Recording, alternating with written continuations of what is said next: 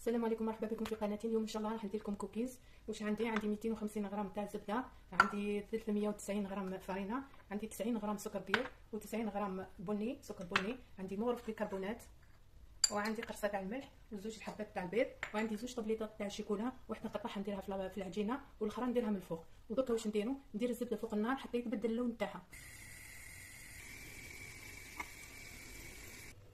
الزبده من بعد ما غلات وتبدل اللون نتاعها نبردها ونستعملها. ندير الزبده، ندير السكر، مغرف تاع لافاني، مغرف تاع بيكربونات، والقرصه تاع الملح، نخلطهم. درك نستعمل الفرينه وهذيك الشيكولا ونخلطهم بيدي.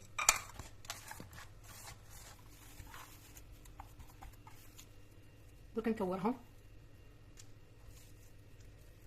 ندير لهم هذيك الشيكولا من فوق هكا من بعد ما كملت كورتهم درت لهم هذيك الشيكولا من فوق. درك نحطهم يطيبوا. هذا هو الشكل النهائي تاعهم بعد ما طاب. اقدر انكم تشوفوه من الداخل هاوليك. نتمنى ان شاء الله تجربوه ويعجبكم، ومع السلامه.